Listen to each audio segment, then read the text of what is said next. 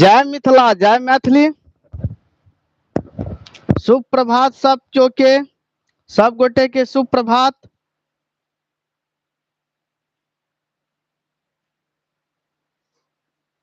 Audio video हमर clear जा रहल अछि?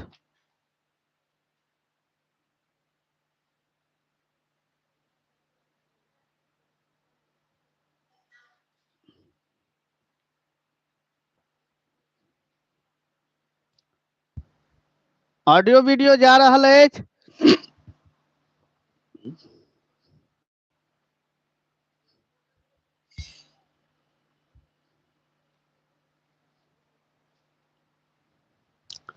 अहाँ के समक्ष आइ जे छै से ई दोसर महा मैराथन अछि और जते गोटे जुड़ल छी कृपया क के एहि सेशन के जे छै से आगू अहाँ सब अपना अपना ग्रुप में पठाओ। जतऽ अहाँ सबके टेलीग्राम अछि, ग्रुप अछि, शेयर कर दियो ताकि सब विद्यार्थी एठाम जुड़थिन।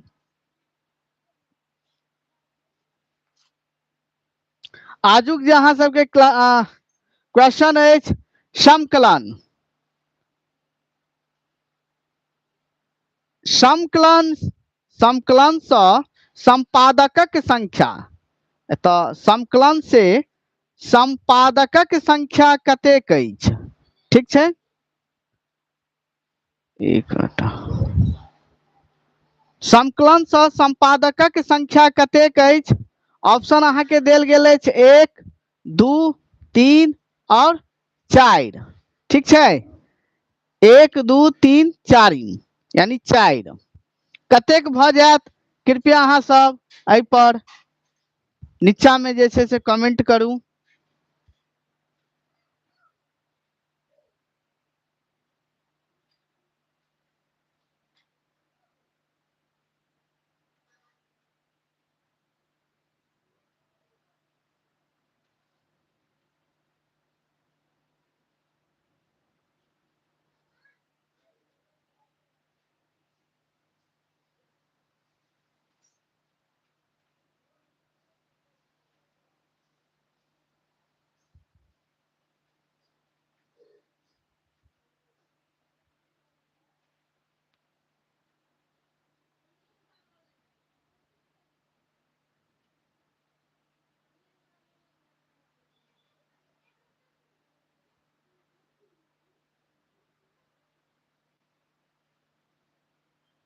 बहुत गोटे यहाँ के 3-3 जवाब देलखिन। बहुत बढ़िया, बहुत सुंदर, बहुत बढ़िया, बहुत सुंदर।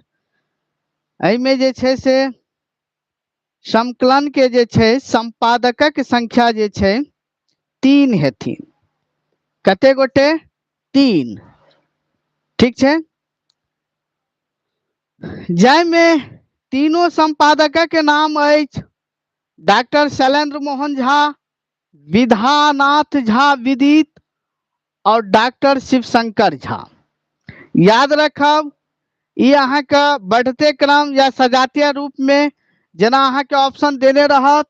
ऑप्शन 1, ठीक है, ऑप्शन 1 में देने रहत डॉक्टर शैलेंद्र मोहन झा, विद्यानाथ झा विदित और डॉक्टर शिवशंकर झा।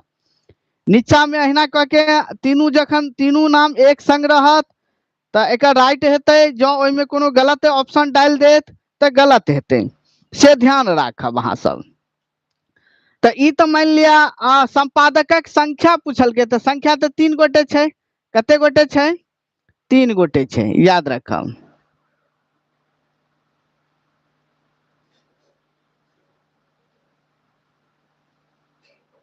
चलू, और समकलन जे अहाँ के भ गेल, समकलन से ई गद्य साहित्य अछि। ई अहाँ का 4वीं यूनिट या हमरा लगैया। और एहि में से अहाँ के एकटा प्रश्न जे छै से पूछबेटा करत। एहि में से एकटा ने एकटा प्रश्न अहाँ के रहबेटा करत, याद रखब। और ई अहाँ के मैथिली गद्य साहित्य से अछि 4वीं यूनिट या, जाहि में 2टा पोथी अहाँ के देल गेल अछि, जीवन यात्रा समकलन ओतऽ से एकटा ने एकटा प्रश्न अहाँके रहबेटा करत। और एहिठाम से एकटा प्रश्न और अहाँ सबसे पूछि रहल छी, कृपया करके सेशन के जे छै से शेयर कर दियौ, धधरा दियौ, ठीक छै। समकलन के भूमिका कतेक गोटे लिखने छथि? प्रश्न अहाँके भ गेल, समकलन के भूमिका कतेक गोटे लिखने छथि? अहाँ सब एक बेर धधरा दियौ प्रश्न।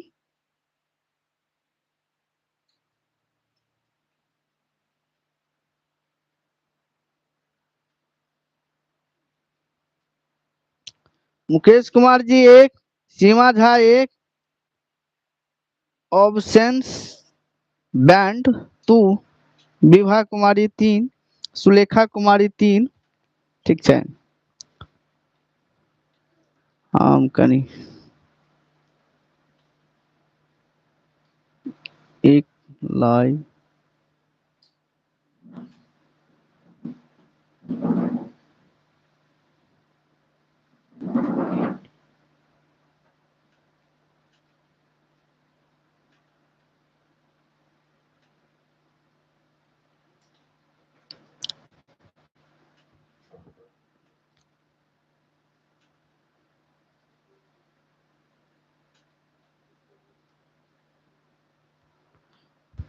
में जते गोटे अहाँ के जवाब द छी, धर्मेंद्र मंडल जी 3, सरस्वती कुमारी 3, कुमारी दिव्या भारती 2, एकर भूमिका तीनू गोटे लिखने छथि। जे संपादक छथि सह जे छै से भूमिका सेहो लिखैत, याद रखब।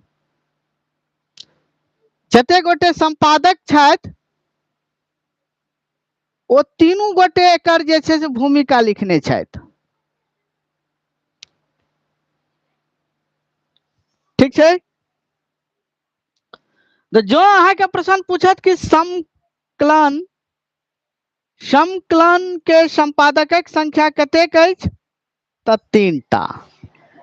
एकर भूमिका कते गोटे लिखने छे, प्राकथन के कते गोटे लिखने छे, ते तीनू गोटे, डॉक्टर शैलेंद्र मोहन झा, विद्यानाथ झा विदित और डॉक्टर शिवशंकर झा। अब एकटा हमरा ई कहू, प्रश्न अहाँ के समक्ष राखल गेल अछि, जाहिमे हम 2टा ऑप्शन, 4टा ऑप्शन देब, लेकिन ऑप्शन के नाम लिख लेब। समकलन में संकलित विधा अछि 1 निबंध, 2 कथा, 3 उपन्यास, 4 महाकाव्य।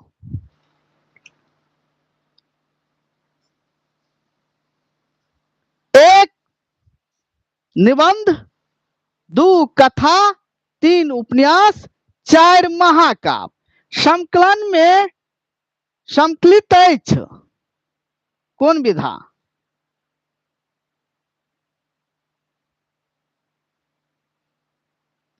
विभा कुमारी कथा, हाँ सुप्रभात रंजीत जी, सुप्रभात। मोनी कुमारी 3, ये हम एखन जे पूछ रहल छी ओकर जवाब अहाँ के 3 भ गेल उपन्यास। मोनी कुमारी, नीतू कुमारी के 1 छै त 1 में निबंध कहलैथ। तकर बाद अहाँ के प्रियंका कुमारी कथा, प्रेरणा राय अहाँ के 3 कथा, सरस्वती कुमारी 1 यानी निबंध, सीमा झा 1 निबंध, रंजीत मंडल जी 1, 3 उपन्यास, ठीक है। देख लियो आजुक जे दिन है, यह दिन अंतिम, यह रात भारी, अगला दिन अहाँ के कहानी, ठीक है। तो आज जतेक पोथी पत्रा सब या ओकरा देख लिया उलट पुलट के। समकलन बाबू निबंध छै में, जतेक एमे जे एका दूटा पेड विद्यार्थी सब जे गलत ऑप्शन कर रहल छी, कनी तकलीफ भ रहल या, अहाँ सब से चीज के ध्यान राखू। निबंध हेतै, की हेतै? निबंध, या तो निबंध हेतै या तो गद्य हेतै, दुनू में। गद्य ऑप्शन देने रहते तखनो हेतै, कियाकि गद्य के अंतर्गत निबंध अबै छै और एकटा निबंध छै, त एहि में अहाँ के निबंध संकलन अछि। की अछि? निबंध संकलन अछि। याद रखब निबंध अछि। बड़ा सुंदर, बहुत नीक, बहुत बढ़िया। ठीक छै। समकलन से एकटा प्रश्न हम और पूछ रहल छी, अहाँ सब धरा दियौ, कनी मजा नहीं आबि रहल या। 35टा विद्यार्थी एखन धरि लाइव आयल अछि। एक बेर एकरा शेयर करू, जम के एकरा शेयर करू, अहाँ पठाओ पठाओ, आगू पठाबियो। ठीक छै। एहि सेशन के जे छै से आगू पठाबियो। प्रश्न अछि, समकलन मैथिली अकादमी पटना से कहिया प्रकाशित भेल? समकलन गद्य निबंध संग्रह मैथिली अकादमी पटना से कहिया प्रकाशित भेल? धरा दियो प्रश्न, धरा दियो। धर्मेंद्र मंडल जी 1977, मोनी कुमारी 1977। ठीक छै। ऑप्शेंट यादव 1977, हुकुमदेव यादव 1977, कंचन सिंह 1977, मोनी कुमारी 77, प्रेरणा राय 1977, ममता कुमारी 177, यानी 1977 लिखा के चाही, ओ मिस्टेक भ गेल हेतै। मुकेश कुमार 1976, मुकेश कुमार जी 1976, महिमा झा 1977, सीमा झा 1977, सुंदर कुमार 1977, रंजीत मंडल जी 1977, शिवा FF 70 1977, शिवम शिवम। चलो, विभा कुमारी 1977, उमेश सिंह 1977, अश्वलाल साफी 1977, कुमारी दिव्या 1977, न्यू नरेश ब्लॉग 1977। मजा आबि गेल। सुलेखा कुमारी संतोष जी 1977, 1977। बेसी समय नहीं लेके छै, क्या शॉर्टकट में हमरा जल्दी निकाले के छै, टाइम अहूँ सबके बर्बाद नहीं हो। ठीक छै। 1977 भ गेल। चलू, बहुत बढ़िया। हम एकटा प्रश्न पर मोटा मोटी 30 सेकंड के समय लेब, ओइसे बेसी आगे समय नहीं ल सकै छी। ठीक छै। ओइसे बेसी हम समय नहीं ल सकै छी।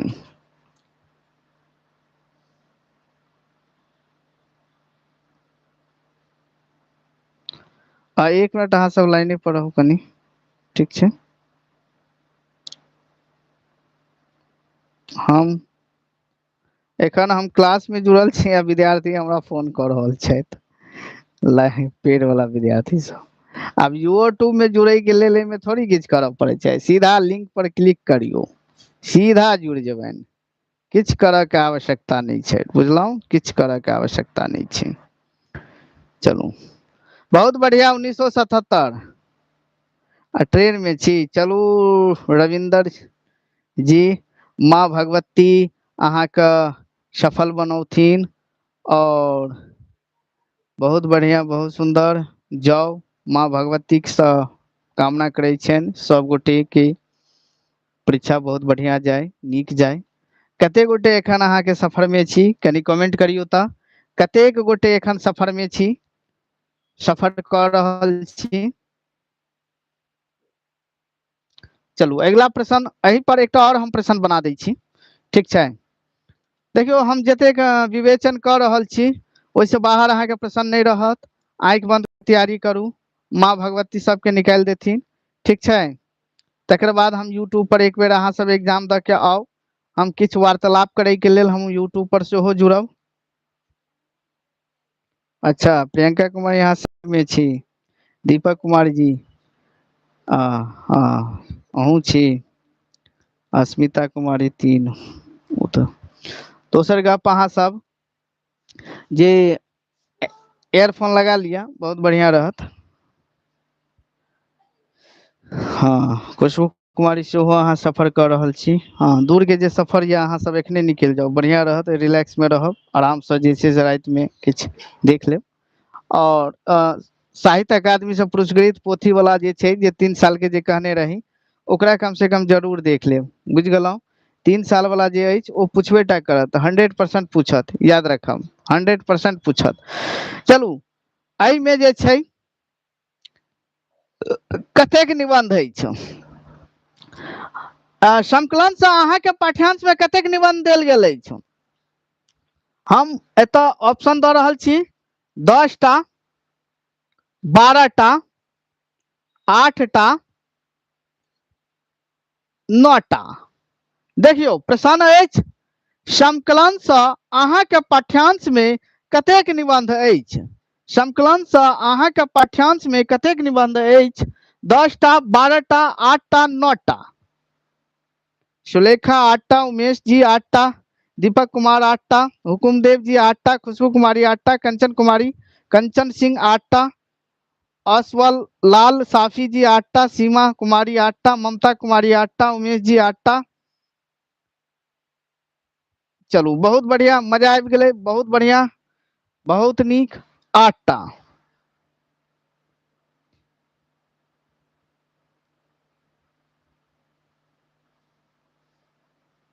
बहुत बढ़िया, बहुत बढ़िया, बहुत नीक।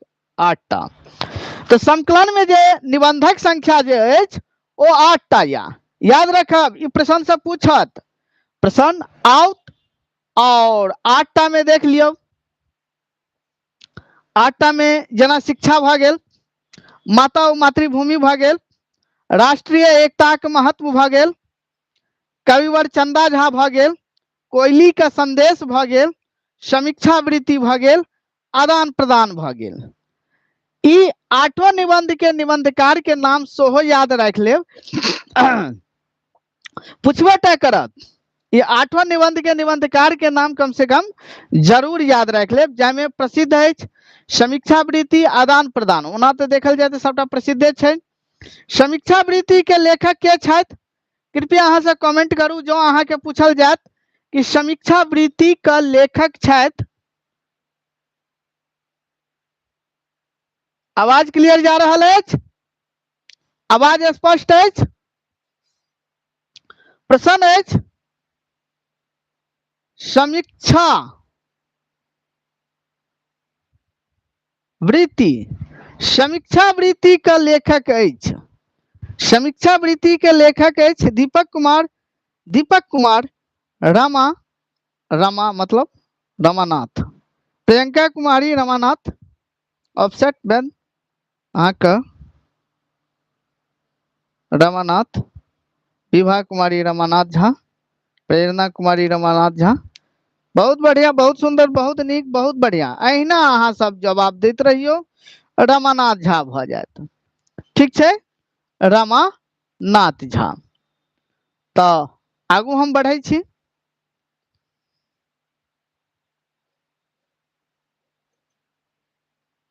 प्रश्न अहाँ के सोझा में अछि, अहाँ के सोझा में एकटा प्रश्न अछि।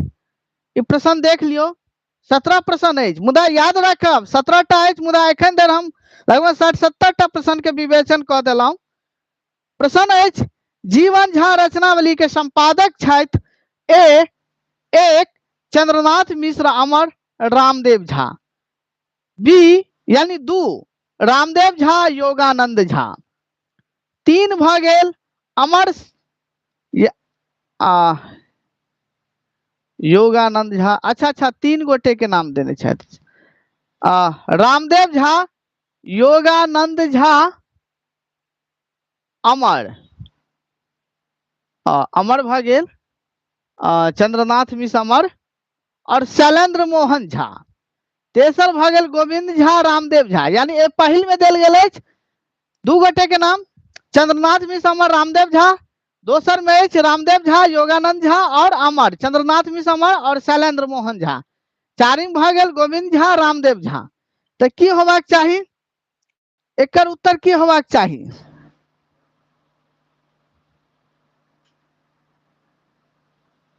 एक दिव्या कुमारी 1, शिवम कुमार FF 70 1, न्यू नरेश ब्लॉक जी 1, सुंदर कुमार जी 17 के 1, रंजीत जी 1, धर्मेंद्र मंडल जी 1, कंचन सिंह 1, संतोष कुमार जी।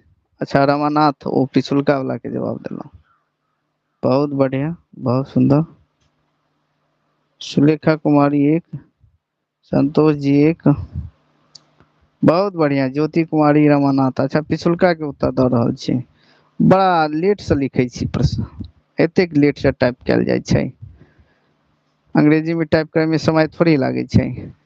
तो एकर अहाँ के भ जायत चंद्रनाथ मिश्र अमर आ रामदेव झा। एक जते गोटे एक के जवाब दिलौं चंद्रनाथ मिश्र अमर आ रामदेव झा। जीवन झा रचनावली के संपादकक संख्या कतेक अछि? जीवन झा रचनावली के संपादकक संख्या कतेक अछि? 2 3 4 1। ठीक छै, 2 2 3 4 1 कतेक अछि?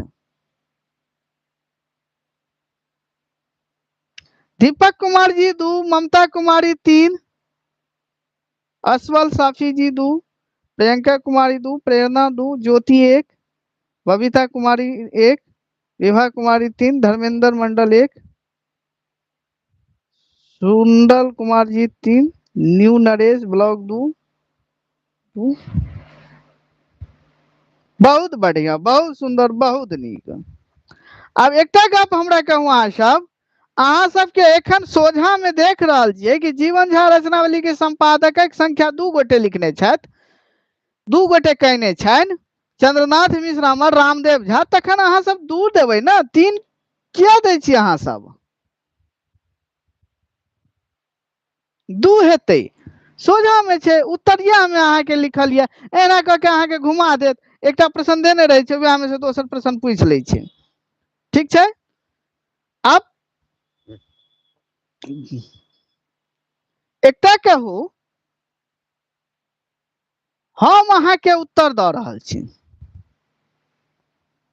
जीवन झा रचनावली सुंदर संयोग, प्रश्न अछि सुंदर संयोग कहिया प्रकाशित भेल? 1900, यहाँ के सिलेबस में अछि, 1904, 1980, 1906, 1984। सुंदर संयोग कहिया प्रकाशित भेल? 1904, 1980, 1906, 1984। जाहि में ऑफसेट बैंड 1904, धर्मेंद्र मंडल 1904, जीएस 1904, प्रियंका कुमारी 1904, प्रेरणा कुमारी 1904, मोनी कुमारी 1904, रंजीत जी 1904, दीपक कुमार 1904, ममता कुमारी 1904, हुकुम देव 1904, महिमा झा 1904, नवीन मंडल 1904, संतोष जी 1904, विभा कुमारी 1904, उमेश जी 1904, कुमारी दिव्या 1904, न्यू नरेश 1904, ज्योति कुमारी 2 यानी 1904, 1980 2 यानी 1980, 1904। एकर उत्तर भ जात अहाँ का 1904, 1904।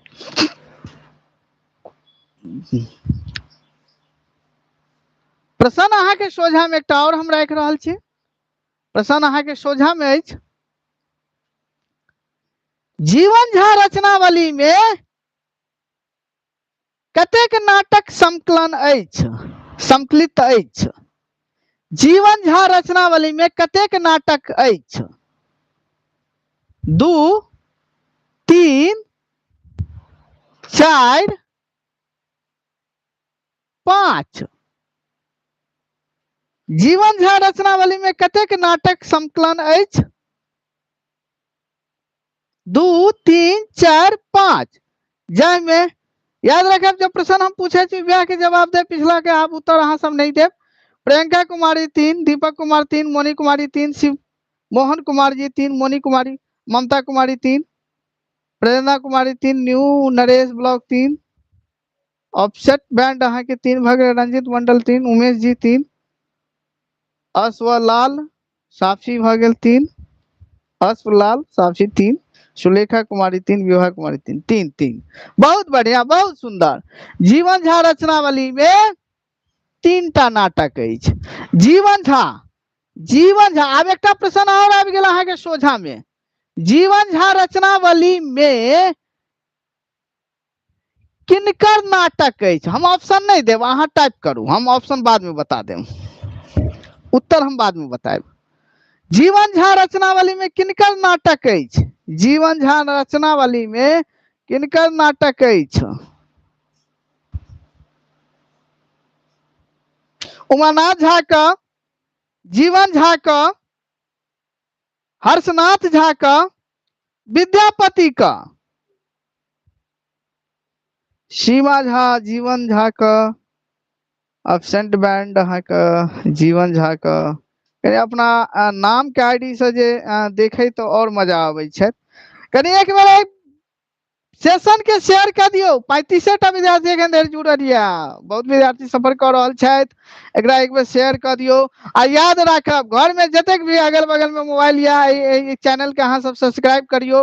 रीच एकर डाउन भ गेल छै। ई चैनल जतेक आगू बढ़त, अगल बगल में घर में जाटा मोबाइल या सब मोबाइल में एकरा अहाँ जे छै सब्सक्राइबर बढ़ा दियो, रीच बढ़ा दियो, आगू जे छै से एकरा पर शेयर कर दियो, पठा दियो। जीवन झा, जीवन झा, सब केओ जीवन झा लिख रहल छै। बहुत नीक, बहुत बढ़िया, बहुत सुंदर।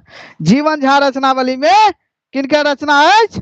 तो जीवन झा के नाटक अछि।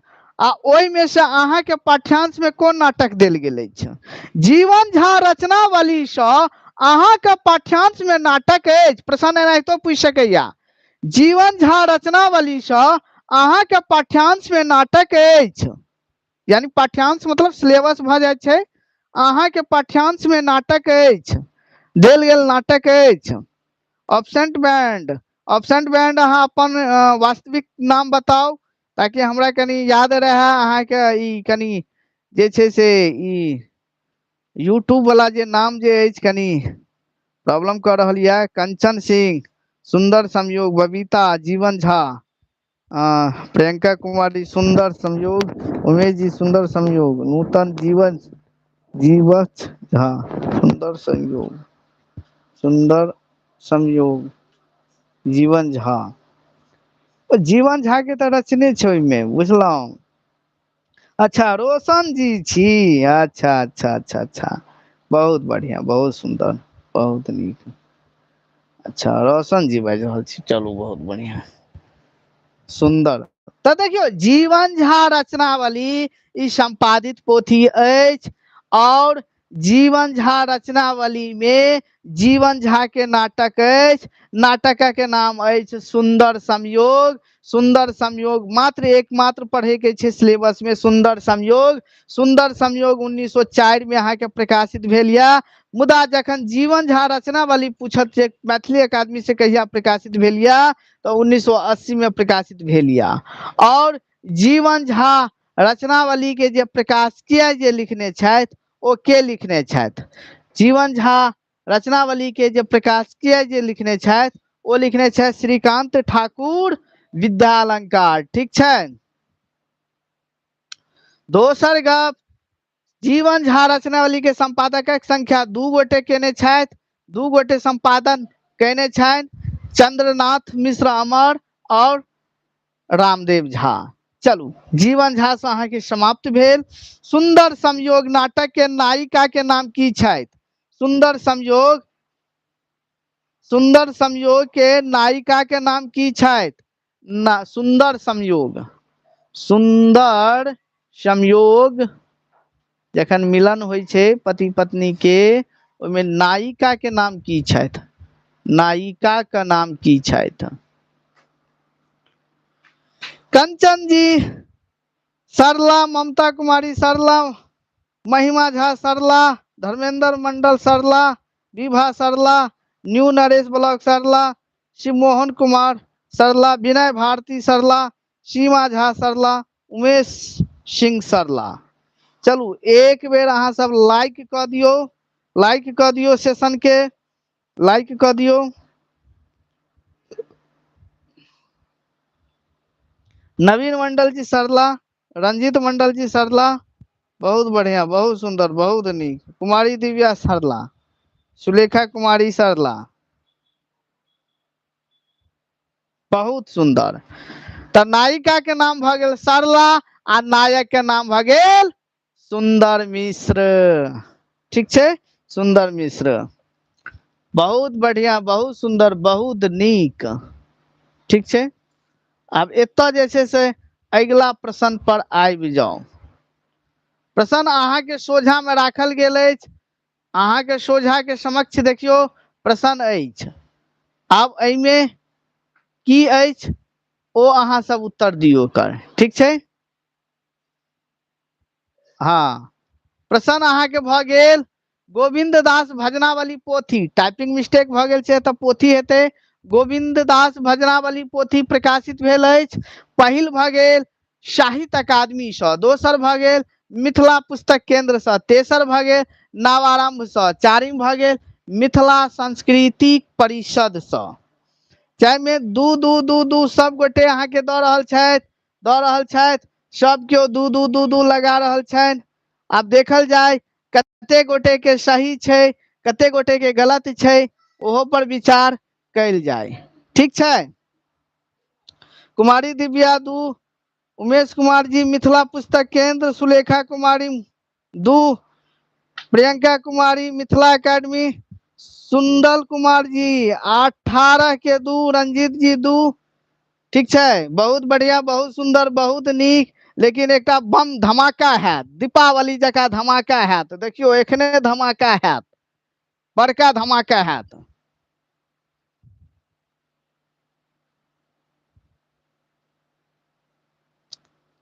अब धमाका सुनै जेबै अहाँ सब,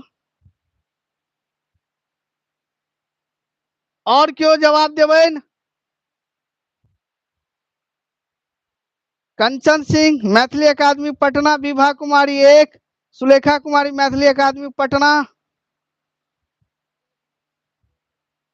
अरुण कुमार 1, और क्यों देवन जवाब दियो, और क्यों? हुकुम देव 1 यानी साहित्य अकादमी, सुलेखा कुमारी मैथिली अकादमी पटना। धमाका हेते। आब देखियो एहि में सही उत्तर देले नहीं गेल छै, एहि में सही उत्तर देले नहीं गेल छै, त अहाँ सब कुना लगा देलिए यो 2 आ 3 आ 1, एहि में तो सही उत्तर देले नहीं गेल छै। हाँ हाँ विनय जी भेले ने धमाका, एहि में तो सही उत्तर देले नहीं गेल छै, तखन अहाँ सब 2 आ 3 आ 4 हम कह देब तो हमरा कहला से थोड़ी ना कि विद्यावती के जन्म 1934 में भ जेतै, हमरा कहला से थोड़ी हेतै, जे सही छै सएह न सही छै। तो ई चीज सब अहाँ के परखऽ पड़त, देखऽ पड़त। ई मैथिली अकादमी पटना से भेल छै, जे कि अक्सर एहिमे जतेक विद्यार्थी छी सबटा पेड वाला विद्यार्थी छी, आ तखनो हम क्लास में अहाँ के कहने रही जे ई प्रश्न गलत छै, तखनो अहाँ जे छै से त गलत अहाँ उत्तर देलियन या, नाम गड़बड़ा जात। ध्यान से देखियो सिलेबस के, जब भी पढ़ा के लेल बैसो, आप की बैसो, आप तो काल्हि खुना अहाँ सब एग्जाम में देब। तो ई हेतै मैथिली अकादमी पटना से प्रकाशित भेल या गोविंद दास भजनावली। गोविंद दास भजनावली में गोविंद दास के में पद सम्मिलित अछि, काव्य रचना अछि, ठीक छै। गोविंद दास भजनावली के संपादक के छथि, गोविंद दास भजनावली के संपादक के छथि, याद रखब। ऑप्शन द रहल छी, हम ऑप्शन द रहल छी, गोविंद झा, पंडित गोविंद झा, गोविंद झा, पंडित गोविंद झा, सुमन सुरेंद्र झा, सुमन, ठीक छै। अमरनाथ झा, अमरनाथ झा, रमानाथ झा, रमानाथ झा, की हैत बताओ? प्रेरणा राय 1, विभा कुमारी गोविंद झा, कंचन कुमारी गोविंद झा, सिमोहन झा कुमार गोविंद झा, महिमा कुमारी गोविंद झा,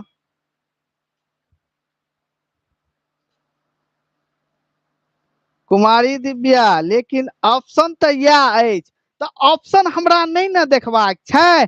आब ई ऑप्शन अहाँ के गलत देने रहत, आब ओतऽ 4टा ऑप्शन में जखन देनिये ने रहत त तखन की करबे, तो चल भाई अब तुक्के लगा देबे, कोनो पर लगा देबे। आप मान लिया जब हम जाने छिए कि एकर हेते मैथिली अकादमी, तखन हम ऑप्शन में किया बतेबै?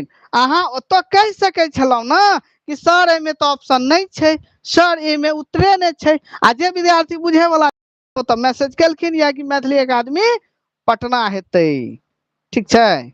तो ई चीज सबके ध्यान रखऽ पड़त। 4-5टा प्रश्न तो ओनाहितो अहूँ सबके गलती रहत, मुदा ओहि समय में ध्यान राखब कि टाइपिंग कनी मनी मिस्टेक रहते तो ओहि पर जरूर लगाए, आ टाइपिंग मिस्टेक नहीं रहते, ऑप्शन नहीं रहते तो ओहि के तो बोनस अंक सब गोटे के भेटत।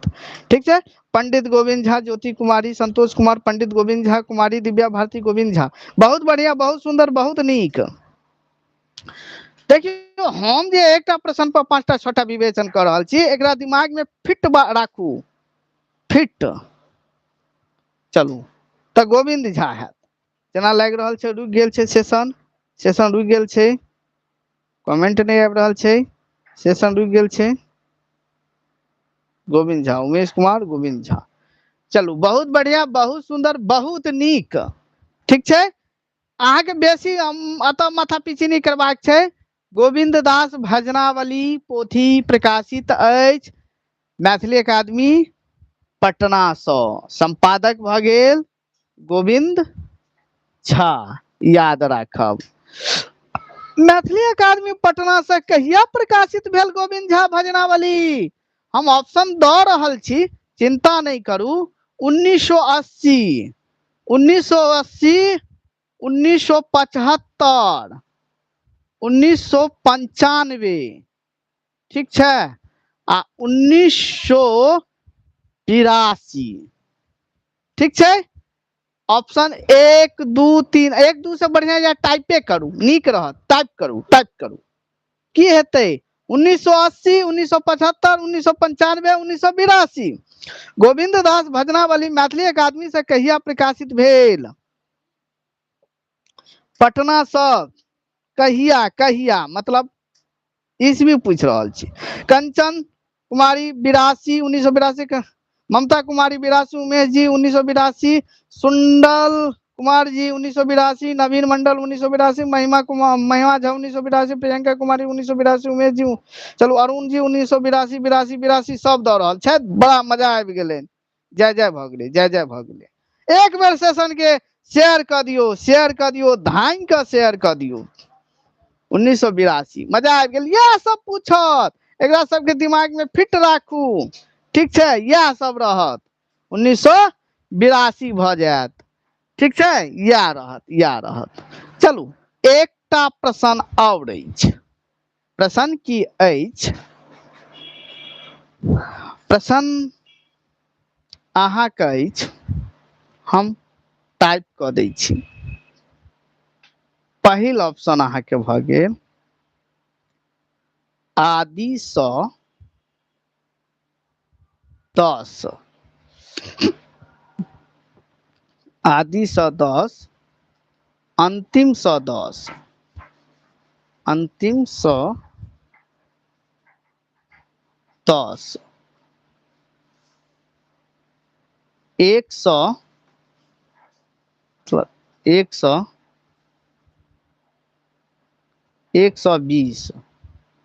130,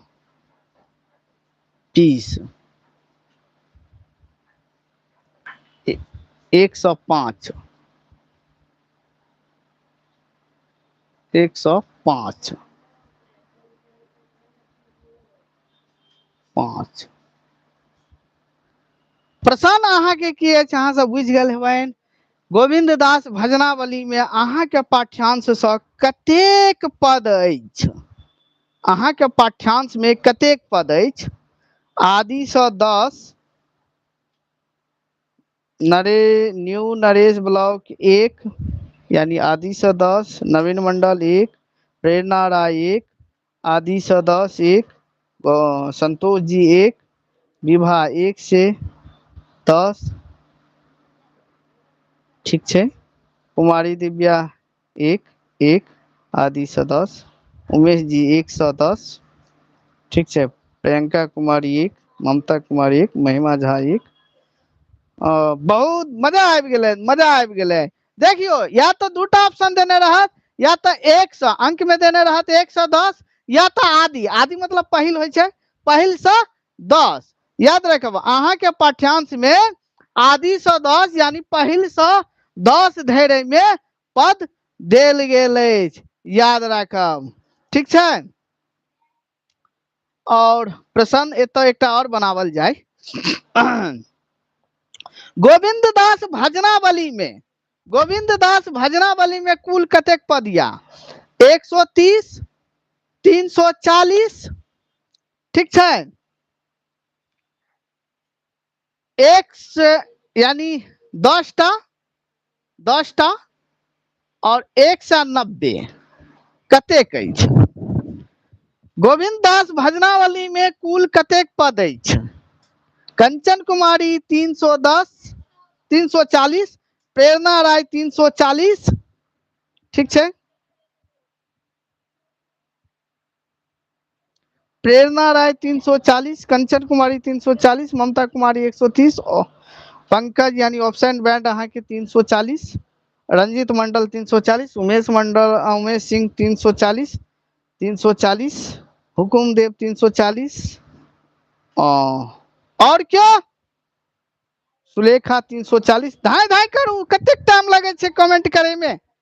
340 प्रियंका कुमारी 340 ठीक है, उमेश कुमार 340, चलो संतोष गुप्ता 130, कुमारी दिव्या 130, महिमा कुमारी 340। आप जे छे से अहाँ के मिर्चैया बम फुटत। अरुण कुमार 130, आब अहाँ के मिर्चैया बम फुटत।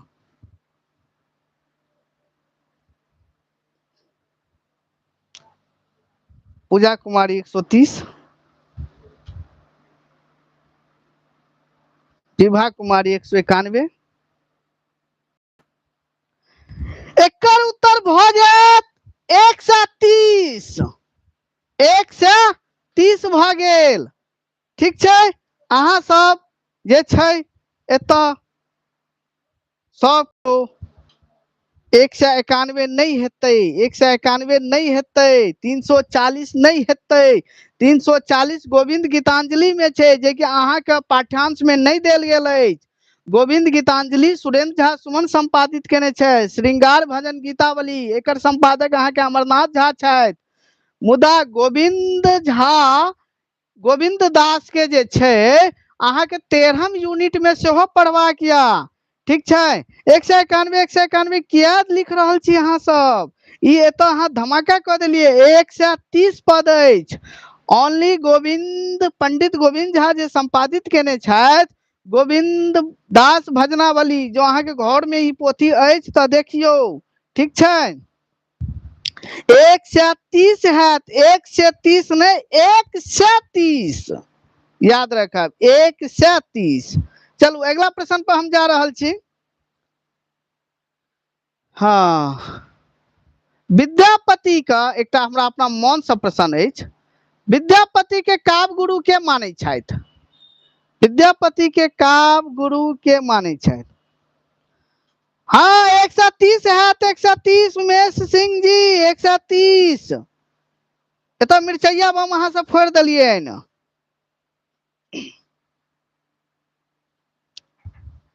गोविंद दास काव्य गुरु किनका माने छथि?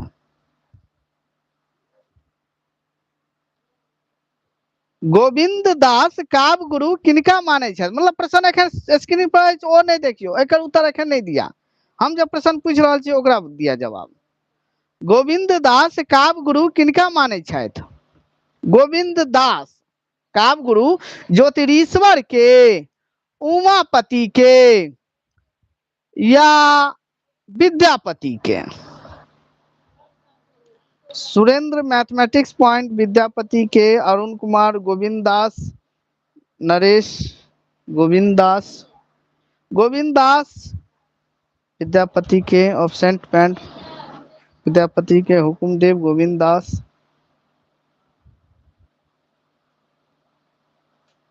विद्यापति देखियो एतऽ जे छै गोविंद दास जे छै अपन काव्य गुरु विद्यापति के माने छथि। याद रखब विद्यापति के माने छथि। गोविंद दास तो ऑलरेडी गोविंद दास किनका माने छथि? गोविंद दास विद्यापति के अपन काव्य गुरु माने छै। अहाँ के सोझा में आब एकटा प्रश्न आबि गेल 19 नंबर ज्योतिरीश्वरक लिखल गद्य अछि। ई 4वीं यूनिट से प्रश्न आबि गेल या। ज्योतिरीश्वरक लिखल गद्य अछि। प्रश्न अहाँ के सोझा में अछि। वर्ण कवीश्वर चंदा झा, तेसर भ गेल शिक्षा, चारिम भ गेल माता ओ मातृभूमि। ठीक है, माता ओ मातृभूमि याद रखब। जैमे सब क्यों एक एक एक एक दऽ रहल छथि, एक एक एक एक दऽ रहल छथि। न्यू नरेश जी एक, सुरेंद्र मैथमेटिक्स एक, पंकज झा ऑब्सेंट बैंड एक, प्रेरणा राय एक, हुकुम देव एक, पूजा कुमारी एक, सुरेंद्र मैथमेटिक्स उमेश जी एक। एबीसीडी वाला नहीं, एक दियो दिया नाम दियो। ठीक है, विनय भारती वर्णा, नवीन मंडल एक, सुलेखा कुमारी एक, अविनाश कुमार जी एक, उमेश सिंह एक। एकर उत्तर भ जायत वर्णा। की भ गेलै? वर्णा। ठीक छै।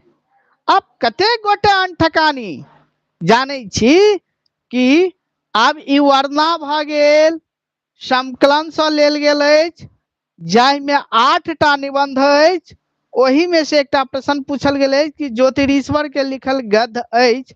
अब यह ठाम प्रश्न चेंज कऽ देत कि वर्णा के लेखक के छथि, वर्णा निबंध के लेखक के छथि तऽ ज्योतिरीश्वर। ठीक छै। श्री कृष्ण मिश्र, रामानाथ झा, मामा गंगानाथ झा, तो एतो ऑप्शन देने रही। ठीक छै। अब एही ठाम एकटा और प्रश्न अहाँ के पूछ रहल छी कि कविवर चंदा झा का लेखक के छथि। कविवर चंदा झा निबंध शीर्षक का लेखक अछि। ऑप्शन कह दू। ऑप्शन भ गेल अहाँ का जयदेव मिश्र, श्री कृष्ण मिश्र, 1 2 3 कह के नहीं तो अहाँ दऽ सकै छी। जयदेव मिश्र, श्री कृष्ण मिश्र, रामानाथ झा, सुरेंद्र झा सुमन। 4टा ऑप्शन अहाँ के दिलौं। कविवर जीवन, कविवर चंदा झा, कविवर चंदा झा का, कविवर चंदा झा शीर्षक निबंधक लेखक अछि। जयदेव मिश्र, श्री कृष्ण मिश्र, रामानाथ झा, सुरेंद्र झा सुमन। की हैत?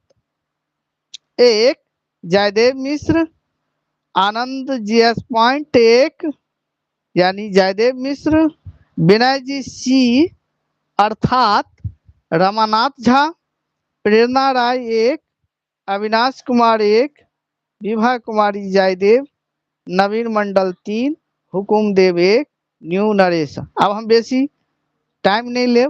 ठीक है। ज्योति कुमारी, सुरेंद्र झा सुमन, जयदेव कुमारी, दिव्या भारती, दिव्या भारती, जयदेव। अच्छा देखियो एकर उत्तर भ जायत जयदेव, जयदेव मिश्र। याद राखब तो प्रश्न एनाहिते रहत। आब जना पूछ लेत कविवर चंदा झा के लेखक के छथि, शीर्षक निबंधक लेखक छथि तऽ जयदेव मिश्र। शिक्षा के लेखक के छथि तो मामा मुकुंद झा बक्सी। मातृ ओ माता ओ मातृभाषा, मातृभूमि, माता ओ मातृभूमि का लेखक अछि तो यदुनाथ झा यदुवर, यदुनाथ झा यदुवर, यदुनाथ झा यदुवर के लिखल निबंध अछि तो एहिमे देने रहत वर्णा, कवीश्वर, एना कह के अहाँ के देने रहत। याद राखब। ठीक छै। चलू अगला प्रश्न पर आबि जाउ। अब आबि गेल अहाँ के मजेदार प्रश्न। एक बेर और अहाँ सब कनी सेशन के जे छै, सेशन में हम डॉलर तॉलर अहाँ के पठबै ला नहीं कहै छी, खाली एकरा शेयर करू। अहाँ किछ नहीं करू, नहीं सुपर चैट करू, नहीं सुपर स्टिकर्स भेजू, किछ नहीं भेजबाक या, नहीं मेंबरशिप लेबाक या, नहीं अहाँ के मेंबरशिप गिफ्ट देबाक या। खाली एकरा लाइक करू, खाली एकरा शेयर करू, आई चैनल के आगू बढ़ाओ। बस एतबे कहब। ई चैनल के जीवित राखू ताकि आगू काज होइत रहे एहि पर। ठीक छै। आब जे छै अगला प्रश्न अछि परिजात हरण नाटक अछि, कीर्तनिया नाटक, अंकिया नाटक, नेवारी नाटक, गीत नाटक। तो सब क्यों ओहिमे एक एक धरा रहल छथि, जाहिमे ऑब्सेंट बैंड जे छै से अहाँ कहि रहल छथि अंकिया नाटक। ठीक छै। क्या हुकुम देव एक उमेश जी 1, सुंदर कुमार जी 1 कह रहल छथि। ठीक छै। संजय जी 1, प्रियंका कुमारी 1, पहन लो तो। प्रियंका कुमारी 1, न्यू नरेश जी 1, उमेश जी 1। अब हम बताबै छी, एतऽ अहाँके 2टा पॉइंट एतै। तो एक देखियो, एक्चुअली छै कि देखल जाए तऽ परिजात हरण अहाँके रचना जे छै से नेवारी में सेहो भेल छै, शंकर देव के अंकिया में सेहो भेल छै, नेवारी में सेहो भेल छै। और दोसर गप की कीर्तनिया में अहाँके उमापति के जे अछि ई परिजात हरण ई प्रसिद्ध छै। तो हमरा देखियो, हम अपना हिसाब से ठीक लगेबै कि एकर अंकिया सेहो होबाक चाही। की होबाक चाही? अंकिया सेहो होबाक चाही। नहीं एतऽ अंक अपन बोला दो।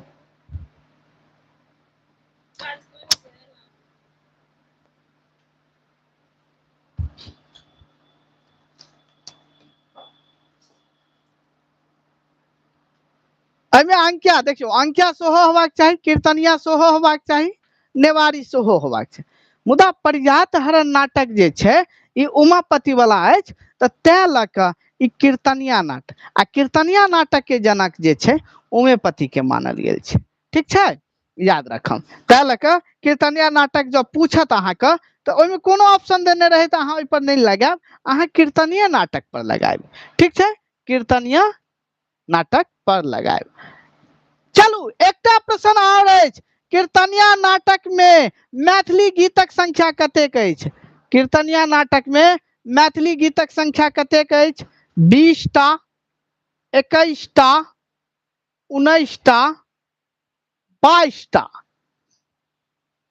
धड़धड़ा दियौ तब।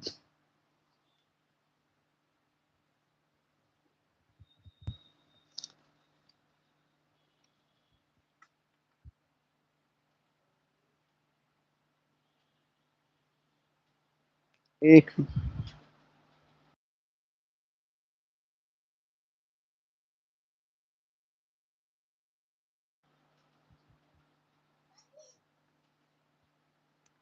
हम अहाँके पूछने रही 20 टा, 21 टा, 19 टा आ 22 टा। ठीक छै, यह उत्तर अछि।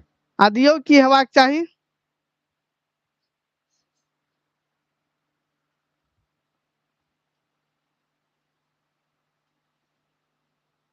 30 टा, 21 टा, 19 टा, 22 टा।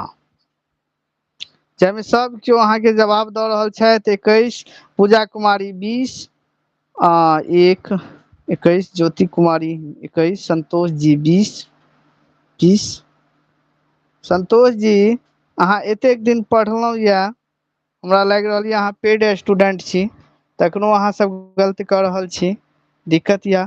शमिता कुमारी 20 के 1 21 21 टा हैत। कते हम समय नहीं बेसी लेब, एहि पर समय सब बेसी नहीं लेब, कियाकि महामैराथन में बेसी समय नहीं लेबै, अहूँ सबके पढ़बाक यऽ। तऽ ई सब गलती नहीं करियौ, ई सब चीज सब छै। अहाँ 20 टा कतऽ पढ़ि लेलहुँ ओ हमरा नहीं मालूम, मुदा 21 टा हेतै। ठीक छै, तऽ एकर 21 टा हेतै। कतेक हेतै?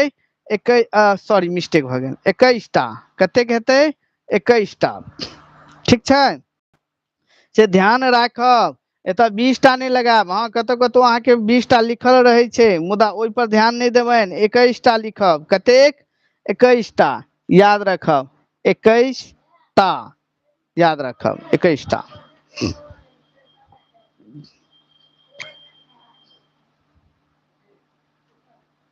अब आबि जाओ आधुनिक मैथिली प्रथम नाटककार। एतऽ नाटककार भऽ गेल छै, नाटककार हेतै टाइपिंग। छथि चंदा झा, जीवन झा, लाल दास, सीताराम झा। की हेबाक चाही?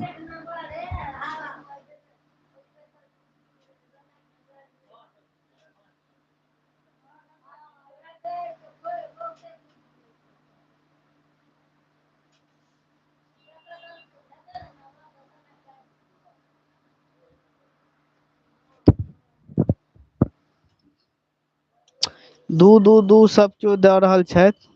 दू दू दू ममता कुमारी 4, सीताराम झा 8 के अछि। आनंद GS point 22, Umesh ji 2, बाईचूट gamer 3, Laldas जीवन झा। एकर उत्तर भ जायत अहाँ सबके जीवन झा। आधुनिक मैथिली प्रथम नाटककार छथि जीवन झा। हिनक जे मौलिक नाटक जे भ गेल, मौलिक आ सामाजिक नाटक भ गेल सुंदर संयोग, जे 1904 में प्रकाशित भेल छल। मैथिली के तोरण जे छै हिनके से शुरू भेल छै। चंदा झा भ गेल अहाँके, चंदा झा के छथि? चंदा झा आधुनिक मैथिली साहित्यक जनक भ गेलनि, आधुनिक कालक जनक भ गेलै। मैथिली साहित्यक आधुनिक कालक जनक भ गेलनि चंदा झा, ठीक छै। लाल दास के मैथिली के मणि कहल जाइ छै। मैथिली के मणि किनका कहल जाइ छनि? लाल दास के। आशु कवि किनका कहल जाइ छै? तो आशु कवि अहाँ के सीताराम झा के कहल जाइ छै। सीताराम झा के आशु कवि कहल जाइत अछि, याद रखब।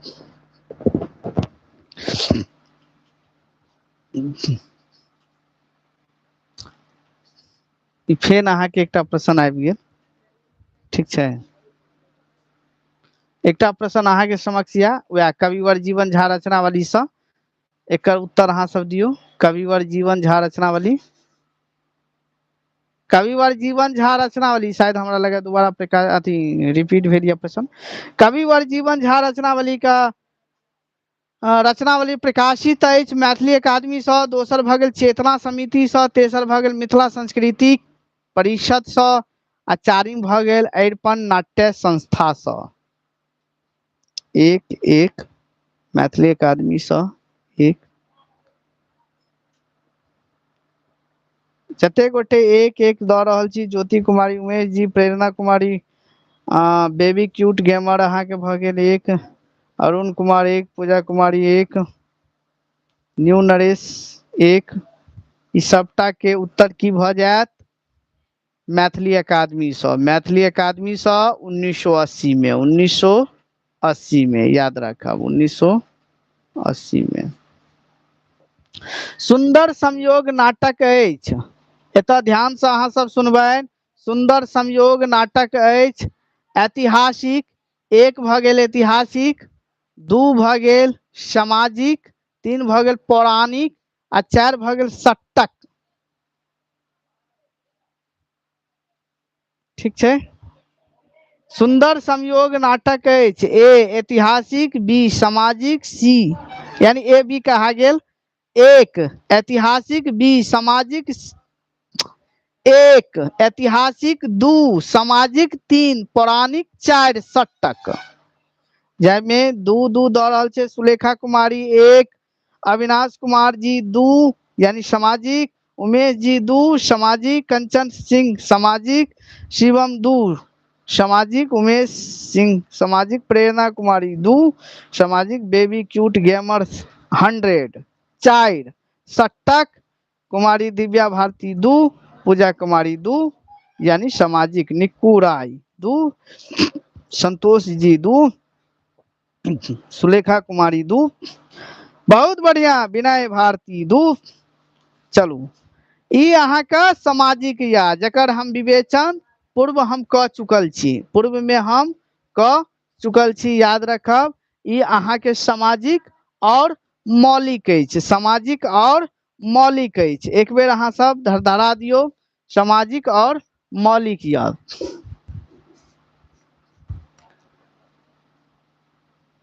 मैथिली भाषा विज्ञान पोथी लिखने छथि, मैथिली भाषा विज्ञान, मैथिली भाषा विज्ञान पोथी लिखने छथि। एक धीरेन्द्र नाथ मिश्र, दू विजेंद्र झा, तीन नवोनाथ झा, चारि गोविंद झा। की होबाक चाही? पूजा कुमारी दू, वैभा कुमारी दू, Vijendra Jha, baby cute gamer 102, new Naresh दू, ज्योति कुमारी दू, निक्कू राय दू,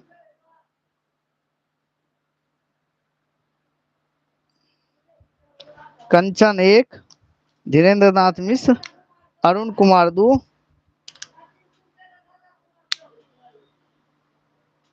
उमेश सिंह। 4 गोविंद झा।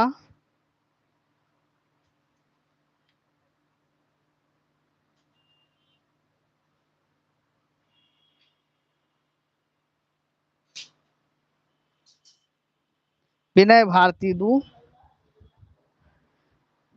एकर अहाँ के उत्तर भ जायत। देखियो मैथिली भाषा विज्ञान पर जे पोथी लिखने छथि ओ अछि अहाँ के विजेंद्र झा। के छथि? विजेंद्र झा। ठीक छै। और धीरेन्द्र नाथ मिश्र जो धीरेन्द्र नाथ मिश्र अहाँ के कहथिन कि मैथिली भाषा शास्त्र, मैथिली भाषा शास्त्र पर जे छै पोथी के रचना केने छथि तखन धीरेन्द्र नाथ मिश्र के आयत। और मैथिली भाषा विज्ञान के जे नाम आयत तऽ विजेंद्र झा। ठीक छै। और नवनाथ झा छै मैथिली साहित्य में। देवेंद्र नाथ शर्मा, देवेंद्र नाथ शर्मा जे अहाँ के जे पूछत तो भाषा विज्ञान की भूमिका, भाषा विज्ञान की भूमिका याद रखब।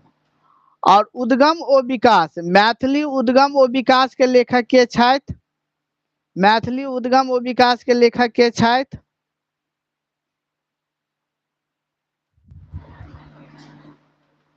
डाकक समय जे छै से 10 हैत शिवम कुमार जी। डाकक समय 10 हैत। उमेश सिंह, गोविंद झा।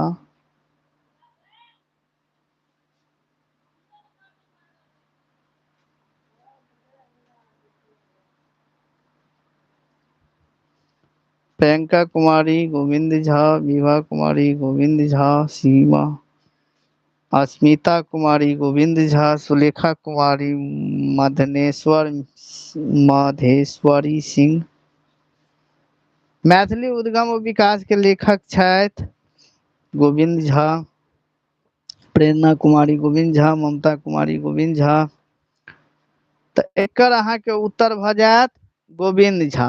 मैथिली उद्गम और विकास के लेखक छथि पंडित गोविंद झा। मैथिली भाषाक उद्गम और विकास के लेखक छथि पंडित गोविंद झा। हिनकर 2टा पोथी अछि, मैथिली भाषा के उद्भव और विकास और मैथिली उद्गम और विकास। दुनू के लेखक गोविंद झा अछि। अच्छा, अहाँ स्टेशन पर देख रहल छी। चलो माँ भगवती सबके निकालि देथिन, सबके निकालि देथिन, सबके निकालि देथिन। हाँ चलो अगला प्रश्न पर। हाँ तो एहिमे से एकटा प्रश्न रहबेटा करत। ई जे अहाँ के सिलेबस में जो पोथी सबके नाम देने या भाषा विज्ञान का, ओकरा नीक से पढ़ि लेब। प्रजात हरण वाला फेंस आबि गेल तो ई तो उमापति हैत अहाँ के। प्रजात हरण के लेखक के छथि? उमापति। ठीक छै। मनबोध के भ गेल कृष्ण जन्म। लोचन के भ गेल राग तरंगिणी। हर्षनाथ के भ गेल अहाँ के उषा हरण माधवानल। ठीक छै।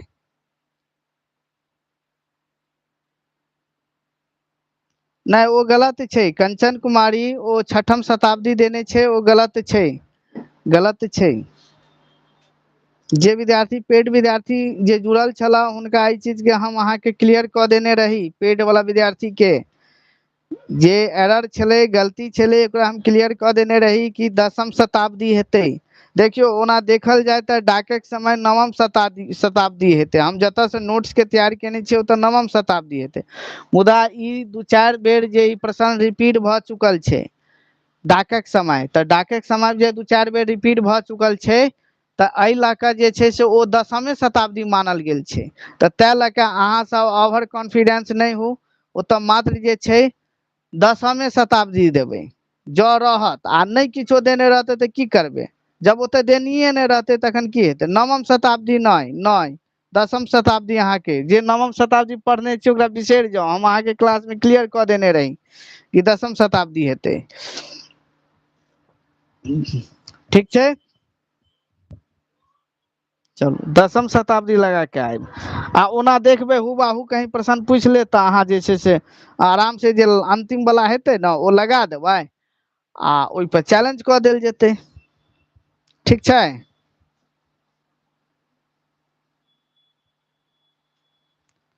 बंगाल के अतिरिक्त कतऽ बाजल जाइया? नेपाल में, बांग्लादेश में, भूटान में। ऑप्शन देल गेल अछि अहाँ के सोझा में। तो मैथिली अपना भारतक अतिरिक्त कतऽ बाजल जाइए? भारतक अतिरिक्त तीन तीन तीन ज्योति कुमारी तीन यानी नेपाल में, ठीक है, नेपाल में।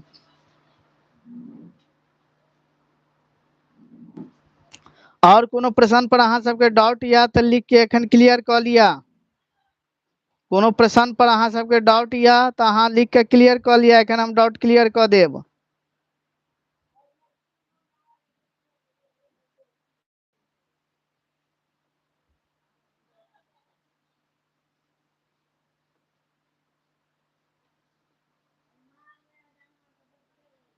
जिनका एखन परेशानी या दिक्कत या क्लियर कर लिया डाउट।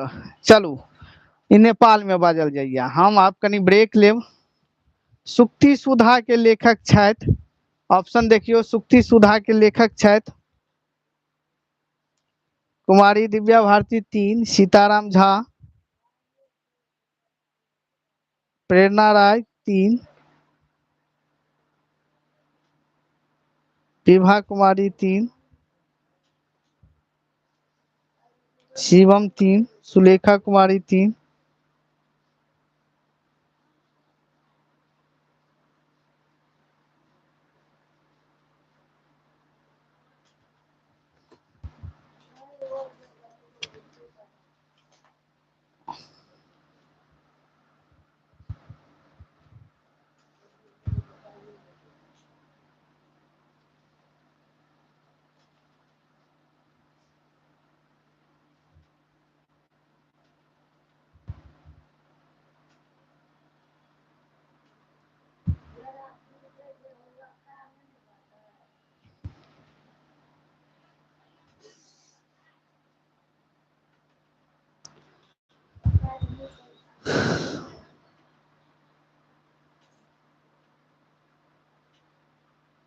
पोतल जी एकटा स्वरूपक आधार पर अहाँ पूछलहुँ जे स्वरूपक आधार पर ई काव्य के जे छै, एक मिनट अहाँ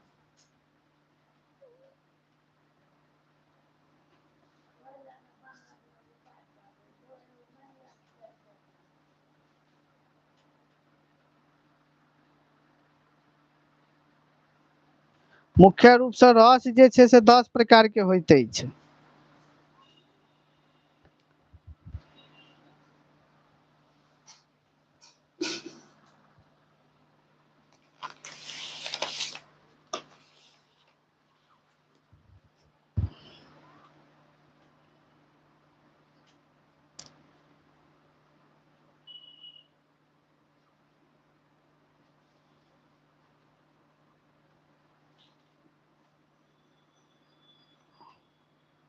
स्वरूपक आधार पर जे छै से अहाँके एकटा विद्यार्थी क्वेश्चन छलथि, स्वरूपक आधार पर दू प्रकार के होइ छै। एकटा होइ छै सर्वकाव्य, दृश्य काव्य, सर्वकाव्य, दृश्य काव्य। बाकी और किनको किछ पूछबाक या?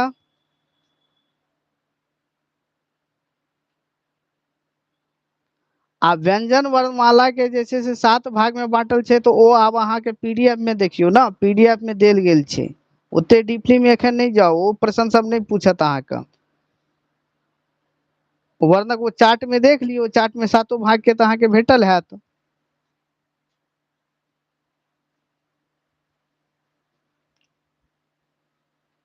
विद्यार्थी मैथिली पेपर 1 में स्टेट भर सकते हैं। हाँ हाँ, आप तो एग्जाम भ गेल, आप नेक्स्ट बेर अहाँ के हैत 100 नंबर के जो अहाँ मैथिली रखने छी तो अहाँ भर सके छी।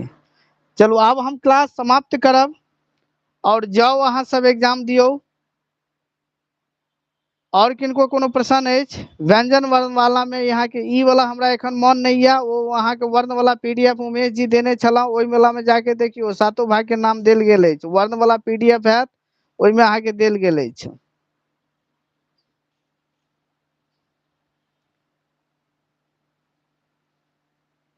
अच्छा तो 1 मिनट रुक जाओ, लाइने पर रहू, अहाँ देख लै छी, एकर हम डाउट अहाँ के क्लियर कर दै छी। वर्ण वाला अहाँ के देख लै छी, हम वर्ण वाला अहाँ के क्लियर कर दै छी।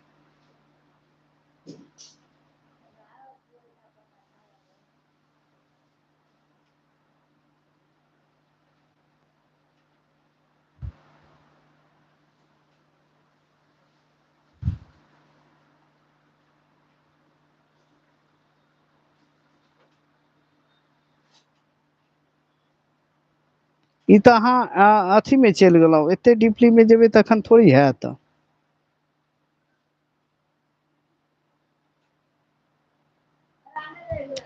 व्यंजन वर्णमाला के जे अहाँ के 3 भाग भ गेल, तकर बाद यानी अहाँ के वर्ण 2 प्रकार के होइत अछि, स्वर वर्ण,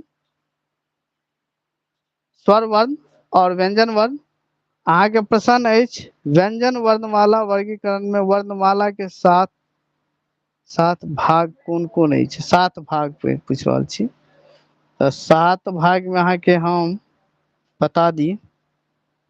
7 भाग में पहिल भाग भ गेल अहाँ के स्पर्श व्यंजन, दोसर भाग भ गेल अहाँ के दोसर देखियो पहिल भाग भ गेल स्पर्श व्यंजन, स्पर्श व्यंजन।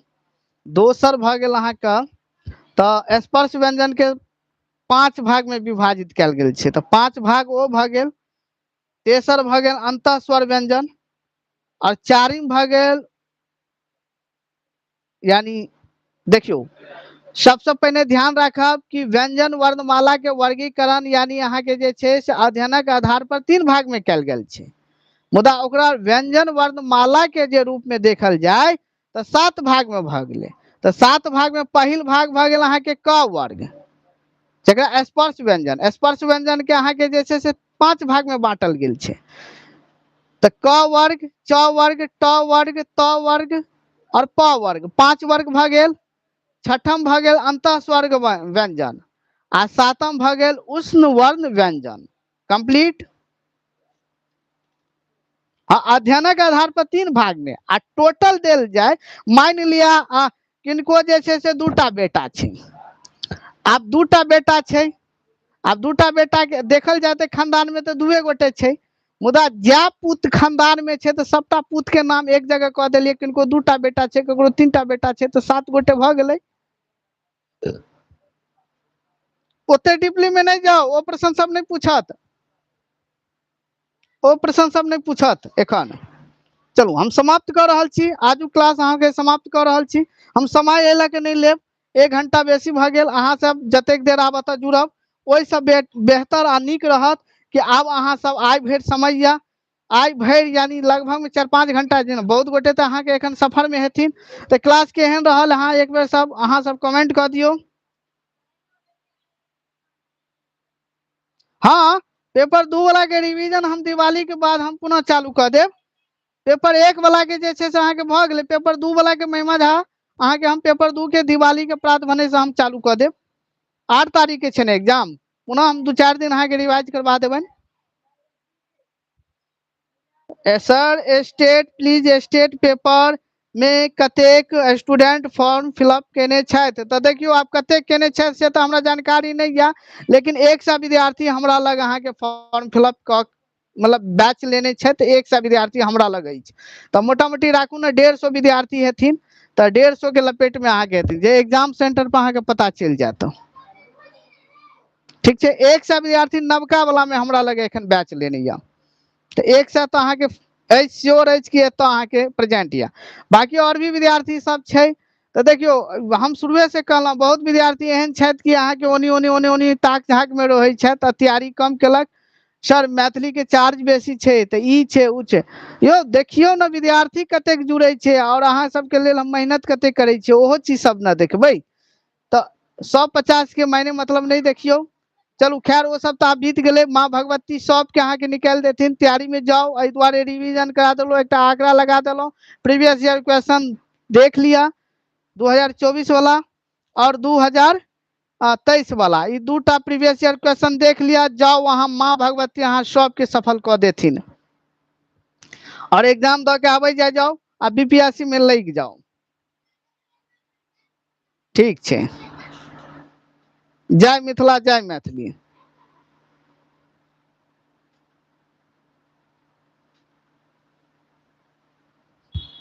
चलो।